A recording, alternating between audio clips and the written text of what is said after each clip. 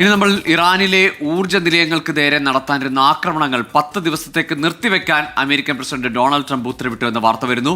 Iran സർക്കാരിന്റെ അഭ്യർത്ഥന മാനിച്ചാണ് തീരുമാനമെന്നും ഇരു രാജ്യങ്ങളും തമ്മിലുള്ള ചർച്ചകൾ വളരെ നന്നായി മുന്നോട്ടു പോകുകയാണെന്നും ട്രംപ് വ്യക്തമാക്കി. അതേസമയം കരയാക്രമണത്തിന് മുതിർന്നാൽ കനത്ത നാശം നേരിടേണ്ടി വരുമെന്ന് ഇറാൻ കരസേനാ കമാൻഡർ അലി ജഹാൻ ഷാഹി മുന്നറിയിപ്പ് നൽകി.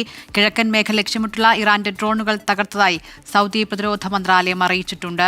മധു കൊട്ടാരക്കര അമേരിക്കയിലെ ന്യൂജേഴ്സിയിൽ നിന്നും, ഒപ്പം ജലീൽ കണ്ടമംഗലം സൗദി അറേബ്യയിൽ നിന്ന് ജിദ്ദയിൽ നിന്നും ചേരുകയാണ്. ആദ്യം മധുവിലേക്കാണ്. ഗുഡ് മോർണിംഗ് മധു. നോക്കൂ, ഇന്ന് പുതിയ കുറച്ച് കാര്യങ്ങൾ കൂടി അമേരിക്കൻ പ്രസിഡന്റ് പറയുകയാണ്. അതിൽ ഏറ്റവും ആശ്വാസകരമായ കാര്യം 10 ദിവസത്തേക്ക് കൂടി ഇനി ആക്രമണം ഉണ്ടാകില്ല എന്ന് ഡൊണാൾഡ് ട്രംപ് പറഞ്ഞതാണ്. ആദ്യം 5 ദിവസത്തേക്കാണ് ഇതുപോലെ ഊർജ്ജോൽപാദന കേന്ദ്രങ്ങളിലേക്ക് ആക്രമിക്കില്ല എന്ന് ഡൊണാൾഡ് ട്രംപ് പറഞ്ഞത്. ഇപ്പോഴത് 10 ദിവസത്തേക്ക് കൂടി നീട്ടിയിരിക്കുന്നു. ആശ്വാസകരമായ വാർത്ത. പക്ഷേ അപ്പോഴും ട്രംപ് പറയുന്നത് ചർച്ചകൾ പുരോഗമിക്കുന്നു, നല്ല രീതിയിൽ തന്നെ മുന്നോട്ട് പോകുന്നുണ്ട്, ഇറാൻ അഭ്യർത്ഥിച്ചത് കൊണ്ടാണ് ഈ രീതിയിലുള്ള ഒരു തീരുമാനം എന്നൊക്കെയാണ്. അതിലൊക്കെ എത്രത്തോളം വസ്തുതയുണ്ട്, അത് ഇറാൻ അംഗീകരിക്കുന്ന കാര്യങ്ങളാണെന്നത് മറ്റൊരു കാര്യം. അപ്പോൾ എന്താണ് നടക്കുന്നത്? അമേരിക്ക ഈ പറഞ്ഞിരിക്കുന്ന കാര്യം, അതുപോലെ തന്നെ ഇതിന്റെ തുടർന്ന് എന്തായിരിക്കും ഇതുണ്ടാക്കുന്ന ഒരു പ്രതിഫലനം? Good morning Gokul, Dilna. ഇറാനിലെ ഊർജ്ജ നിലയങ്ങൾക്ക് നേരെ നടത്താനിരുന്ന ആക്രമണങ്ങളാണ് ഇപ്പോൾ 10 ദിവസത്തേക്ക് നിർത്തിവെക്കാൻ US പ്രസിഡന്റ് ഡൊണാൾഡ് ട്രംപ് ഉത്തരവിട്ടിരിക്കുന്നത്. ഇറാന്റെ അഭ്യർത്ഥന മാനിച്ചാണ് ഈ തീരുമാനമെന്നും രണ്ട് രാജ്യങ്ങൾ തമ്മിലുള്ള ഈ ചർച്ചകൾ വളരെ നന്നായിട്ട് മുന്നോട്ട് പോവുകയാണെന്നും അറിയിച്ചിട്ടുണ്ട്. ഏപ്രിൽ 6 തിങ്കളാഴ്ച രാത്രി വരെയാണ് ഈ 10 ദിവസം നീണ്ടു നിൽക്കുന്നത്. എന്നാൽ ഇറാന്റെ ഭാഗത്തുനിന്ന് ഇത് സംബന്ധിച്ചുള്ള ഒരു സ്ഥിരീകരണവും ഈ നിമിഷം വരെയും വന്നിട്ടില്ല. ഇറാനിലെ ഊർജ്ജ അടിസ്ഥാന സൗകര്യങ്ങൾ നശിപ്പിക്കുന്നത്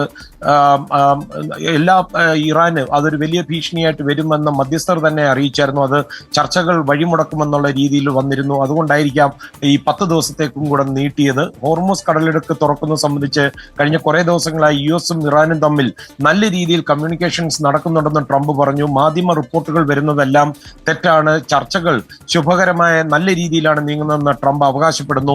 അത് മാത്രമല്ല, ഈ ഇറാൻ പ്രതിനിധികൾ നല്ല ഗുഡ് നെഗോഷിയേറ്റേഴ്സ് എന്ന് ട്രംപ് പറയുകയും ചെയ്യുന്നു.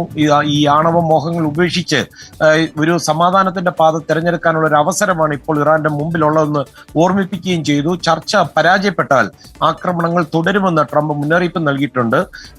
അതേസമയം വേണ്ടി വന്നാൽ അയൽ രാജ്യങ്ങളായ യുണൈറ്റഡ് അറബ് എമിറേറ്റ്സ്, ബഹ്റൈൻ എന്നിവയുടെ തീരപ്രദേശങ്ങൾ പിടിച്ചെടുക്കുവാൻ ഇറാൻ സൈന്യം തയ്യാറാണെന്ന് ഇറാൻ പറയുന്നു. ഏതെങ്കിലും തരത്തിലുള്ള ഒരു അബദ്ധം അമേരിക്ക കാണിച്ചാൽ ഉടൻ തന്നെ ഈ രാജ്യങ്ങളുടെ തീരങ്ങൾ ഇറാന്റെ നിയന്ത്രണത്തിലാകുമെന്ന് ഇറാനിലെ ഔദ്യോഗിക മാധ്യമങ്ങൾ തന്നെ റിപ്പോർട്ട് ചെയ്തിട്ടുണ്ട്.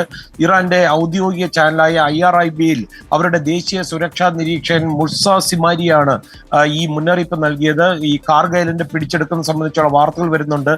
അതുകൊണ്ട് തന്നെ ഈ പശ്ചിമേഷ്യയുടെ ഭൂപടം തന്നെ മാറ്റിവരയ്ക്കുവാൻ ഇറാൻ തയ്യാറാണെന്നാണ് അദ്ദേഹം പറയുന്നത്.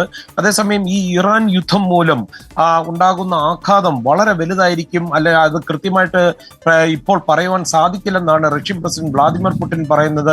ഒരുപക്ഷെ ഈ കോവിഡിന് ശേഷം ഉണ്ടാകുന്ന രീതിയിലേക്ക് പോയേക്കാം എന്നുള്ള ഒരു മുന്നറിയിപ്പും പുടിൻ തരുന്നുണ്ട്. അതേസമയം ഈ ഇറാനിലേക്ക് ഈ സൈനിക ഡ്രോണുകൾ അയക്കുന്നു എന്ന വാർത്തകൾ നിഷേധിച്ചുകൊണ്ട് റഷ്യ വന്നിട്ടുണ്ട്. ഇത് അന്താരാഷ്ട്ര മാധ്യമങ്ങളിൽ കഴിഞ്ഞ ദിവസങ്ങളിൽ ഇത്തരം ചില വാർത്തകൾ വന്നിരുന്നു.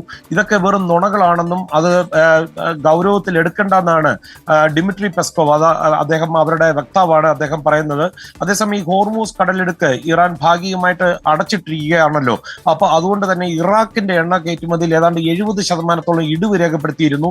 ഈ പ്രതിസന്ധി മറികടക്കുവാൻ കുർദിസ്ഥാൻ വഴി തുർക്കിയിലേക്ക് നീളുന്ന ഒരു പൈപ്പ് ലൈൻ ഉപയോഗിക്കുവാൻ ഇറാഖ് സർക്കാർ കുർദിസ്ഥാനുമായിട്ട് കരാറിലെത്തി. ഈ നീക്കം ആഗോള വിപണിയിൽ സമ്മർദ്ദം കുറയ്ക്കുവാൻ സഹായിക്കുമെന്നാണ് US state secretary Marco Rubio വ്യക്തമാക്കിയിരിക്കുന്നത്. ഗോകുൽ, ദിൽന.